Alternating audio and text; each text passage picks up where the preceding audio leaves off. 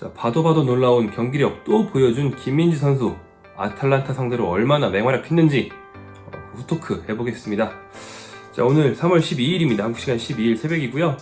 나폴리가 홈에서 아탈란타와 경기를 했습니다. 이 경기에서 2대0 승리를 거둔 나폴리, 지난 라치오전의 패배를 씻고 다시 승리 가도로 들어섰습니다. 선두 독주를 이어갔죠. 기존에 나폴리를 추격해 오던 인테르가 최근 경기에서 졌어요. 그러면서 이제 선두권과의 격차가 독보적인 선두 나폴리와 그 뒤를 따르는 선두권과의 격차는 더 벌어졌다. 그래서 나폴리의 독주는 더욱더 굳건해졌다고 볼 수 있겠습니다.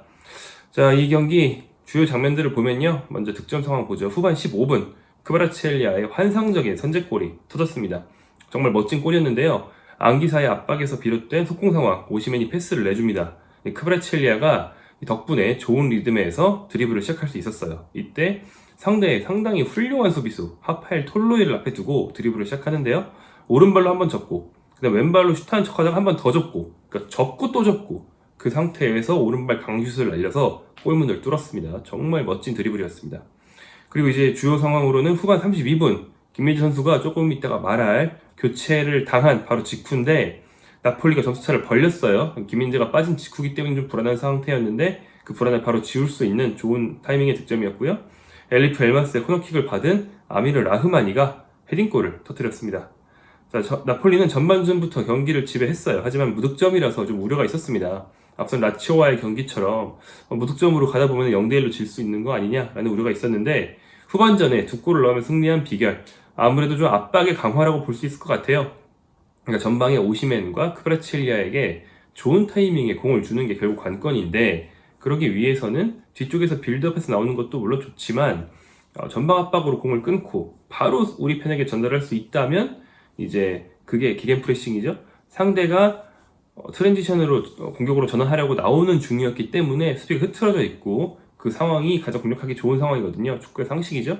그런 상황을 잘 만들어낸 것이 나폴리의 후반 크바라츠헬리아 득점으로 이끌어낸 그런 비결이라고 할 수 있겠습니다. 자, 김민재가 이날 어떤 수비력을 보여줬는지 얘기하자면 먼저 상대팀 아탈란타의 공격적인 전략부터 한번 짚어볼 수 있을 것 같아요. 아탈란타는 지난 몇 년 동안 세리아에서 가장 공격력이 좋고 정말 화끈한 팀, 제 개인적으로 굉장히 좋아하는 팀이었지만 이번 시즌은 약간 그런 삭제가 좀 무뎌지고 대신 좀 리빌딩 중이었습니다. 좀 젊은 공격 자원들을 대거 기용하면서 좀 색채를 바꾸고 있었는데 이번 경기는 이번 시즌의 일반적인 공격 조합과 좀 달랐어요. 이번 나폴리전 아탈란타의 공격 컨셉은 힘입니다. 힘. 이번 시즌 주전으로 기용되고 있는 유망주 라스무스 헤이룬이라는 스트라이커 192cm, 그리고 모처럼 빅매치에 선발로 기용된 베테랑 공격수 두발 사파타 189cm, 그리고 공격형 미드필더로 마리오 파살리치를 투입했는데 이 선수도 188이고 정권이 정말 좋습니다. 그러니까 전방에 키가 크고 덩치가 좋은 선수를 셋 넣었다는 점, 이건 어떻게 보면 세트피스 공격과 수비에서의 이점을 노리는 것일 수도 있고, 그렇다고 해서 이제 인플레이 상황에서 롱볼만 띄우진 않았거든요. 발로 공격을 하더라도 이제 헤이룬이 침투하면서 마무리하는 능력이 좋기 때문에 사파타나 파살리치가 좀 버텨주고 헤이룬의 침투를 살리겠다라는 생각으로도 볼 수 있습니다.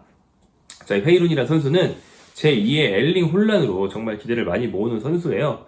일단 장신임에도 불구하고 100m를 10초대, 이제 이 팀의 가스페리니 감독이 11초 이하라고 했어요. 10초대에 주파하는 스피드를 겸비했고요. 자연스럽게 여러모로 혼란을 연상시켜서 외신에서도 어나더 혼란, 넥스트 혼란 이런 식으로 많이 별명으로 부릅니다. 이 가스페리니 감독에게 기자들이 그렇게 물어본 적이 있어요. 혼란이랑 비슷한 스타일이라고 생각하느냐? 혼란의 후계자가 맞느냐? 그랬더니 비슷한 점이 있다. 그것은 가속력이다. 그 키를 가졌는데도 중력의 영향을 덜 받는 듯이 굉장히 잔발로 뛴다라고 말한 적이 있습니다. 김민재 역시 190cm 장신의 잔발로 달리기를 한다는 게 수비에서나 이제 공을 다룰 때나 굉장히 유리하다는 거 우리가 많이 분석했잖아요. 헤이룬도 비슷한 면이 있는 거죠. 장신과 스피드를 겸비했고 침투가 좋다. 이제 혼란과 비슷한 스타일입니다. 이런 조합을 기용한 대신에 아탈란타도 이번 시즌 주전으로 뛰고 있었던 드리블러들을 좀 뺐습니다. 그러니까 제레미 보가, 아데몰라 루크먼, 이 두 명이 원래 헤이룬과 조합을 이뤄서 3톱으로 많이 나오는데 이날은 조합을 바꾼 거죠. 그렇다면 이날 아탈란타 공격수 중에서 가장 스피드가 좋고 침투를 많이 하는 헤이룬을 누가 막아야 됐느냐? 당연히 김민재가 막아야 했습니다. 일단 헤이룬이 오른쪽으로 많이 돌았다는 점에서 나폴리 스펙 중에 왼쪽에 있는 김민재와 위치가 겹치기도 했고요. 그 다음에 원래 나폴리 센터백들은 이제 라흐마니가 좀 더 수비 반경이 좁고 김민재가 수비 반경이 넓잖아요. 그러니까 자연스럽게 김민재가 막는 그런 구도가 되었는데요. 결론적으로 말하면 김민재가 완전 틀어 막았습니다. 회의론이 일단 전반 15분에 나폴리 수비 배우로 파고들려 할 때부터 김민재가 뭐 이렇게 치열하게 한 것도 아니고 어깨를 먼저 넣으면서 딱 달리지 못하게 골키퍼에게 공을 전달하는 그런 좋은 수비 보여줬고요. 28분 아탈란타가 코너킥 방어 후에 회의론에게 공을 주고 모처럼 회의론의 스피드를 살린 속공을 하려고 했는데 김민재가 따라가서 사이드라인으로 걷어내는 장면도 있었고 그 밖에도 전반전 내내 자주 경험을 했습니다.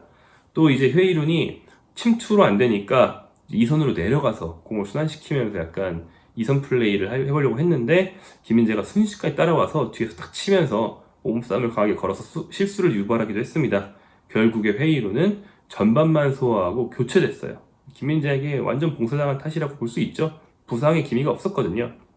그리고 회의론 대신 투입된 선수가 이제 무리엘인데 무리엘이 좀 더 발이 빠르고 드리블이 좋은 선수라면 이제 사파타가 김민재 쪽으로 이동해서 사파타와 김민재 경합이 벌어지기 시작합니다.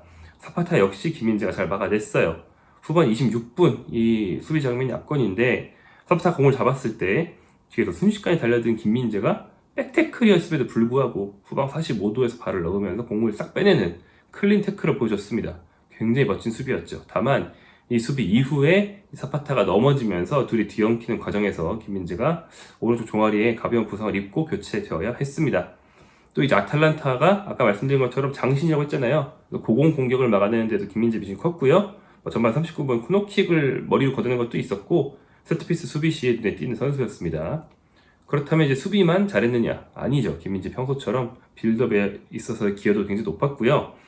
대표적인 게 제가 기억에 남는 게 후반 8분 김민재 공을 빼앗으면서 이제 마구잡이로 걷어내거나 빼앗은 다음에 잡고 둘로 보고 빌드업을 하는 것도 아니고 빼앗으면서 공을 원터치로 바로 크바라첼리아에게 줍니다. 이게 나폴리의 빠른 타이밍의 공격 상황이 되면서 슛까지 이어졌고요. 후반 25분에는 떠서 오는 공을 끊기 위해서 앞으로 나가면서 점프해서 막았어요. 근데 오른발 바깥쪽으로 톡 차서 동료에게 주는 발리 패스로 동료 미드필더에게 공을 전달하는 거의 묘기에 가까운 빌드업 시장 역할까지 보여줬습니다. 자, 그런데 부상 우려가 있다고 했죠. 그 얘기에 대해서 얘기를 이어가 보면요. 이날 나폴리는 2명의 부상자가 발생했습니다. 먼저 경기 1시간 전 선발 라인업에 등록되어 있던 주전 골키퍼 알렉스 메레트. 이 선수가 실제 킥오프할 때는 없었어요. 대신에 벤치 자원이었던 피에르루이지 골리니가 선발 출장했습니다. 현지 보도에 따르면 메레트가 빠진 건 손목 부상 때문이라고 해요. 메레트는 벤치에 남아있었지만 사실상 뛸 수 없는 선수였고 실질적인 후보 골키퍼는 카림 제다드카라는 뛴 적이 없는 유망주였습니다.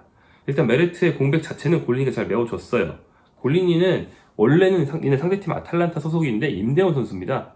이 선수 좀 친숙하시죠? 왜냐면 지난 시즌 토트넘에서 손흥민과 같은 팀에 있었기 때문입니다. 그때 이 선수가 랩 싱글을 낸 적이 있어서 토트넘이 래퍼를 영입했다 이런 보도들이 있었는데 많이 뛰지는 못하고 이제 한 시즌 만에 임대 마치고 돌아갔죠. 그다음에 이번 시즌은 전반기는 피오렌티나, 후반기는 나폴리로 임대돼서 원래는 어느 팀에 가든 주전 경쟁을 할 수 있는 선수인데 요즘 일이 좀 안 풀려가지고 계속 후보로 여러 좋은 팀 임대를 다니고 있습니다. 그래서 친정팀과 경기를 하게 됐고요.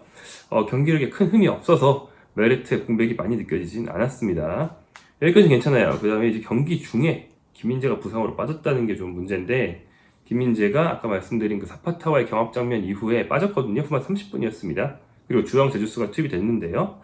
김민재가 부상이 얼마나 심한지 지금 이런 후토크라는 건 원래 경기 직후에 녹화를 하니까 현재로서는 알 수가 없습니다. 여러분이 이 영상을 보실 때쯤이면 조금 더 자세한 정보가 나왔을 수도 있어요. 물론 정밀 검사 결과는 아니겠지만. 그런데 이제 아마도 가벼운 부상이지 않을까 짐작은 해볼 수 있는 상황입니다. 왜냐면 경기 끝난 직후에 김민재가 그 잔디 위로 걸어가서 동료들을 이제 축하해주고 이제 힘든 동료들을 이제 격려해주는 그런 모습이 있었고 그 다음에 아예 경기장을 떠나서 라커룸으로 돌아갈 때 보니까 자기 발로 절뚝이지 않고 잘 걸어갔고 오른쪽 종아리에 두꺼운 붕대를 감고 있더라고요. 아마 아이싱인 것으로 짐작이 됩니다. 예방 차원의 교체였기를 바라는 게 이제 후토크를 녹화하는 지금 상황이고요. 다만 이제 나흘 뒤 열리는 UCL 16강 2차전 이 경기는 가벼운 부상이라고 해도 워낙 텀이 짧기 때문에 못 뛸 가능성이 조금은 있지 않을까 좀 우려가 됩니다. 자, 나폴리는 아인트라흐트 프랑크푸르트와 목요일 새벽에 챔피언스리그 16강 2차전을 갖게 됩니다. 앞선 1차전에서 나폴리가 원정이었는데 2대 0으로 이긴 바 있죠. 그래서 굉장히 유리해요. 그래서 저영상 전력만 가동된다면 거의 무조건 8강 가지 않겠냐라고 낙관할 수 있는 상황이었거든요. 그런데 만약에 메레트와 김민재가 모두 빠진다면 좀 타격이 있겠죠. 다행이라고 할 수 있는 건 기억하시나요? 상대팀 프랑크푸르트의 주전 공격수 프랑스 대표인 콜로 무아니가 김민재에게 막혀서 아무것도 못하다가 퇴장당했거든요, 그날. 그래서 콜로 무아니가 역시 못 나옵니다. 그러니까 프랑크푸르트는 다른 결정자가 더 있을 수도 있는데 일단 기본적으로 주전 스트라이커를 잃었다. 나폴리는 주전 수비수 김민재가 혹시나 못 넣을 수도 있고 컨디션이 약간 난조일 수도 있다. 이렇게 맞부딪히는 포지션에서의 전력 변수가 생겼습니다. 김민재 선수가 빠르게 회복하기를 바라면서 이 경기 토크를 마치겠습니다. 감사합니다.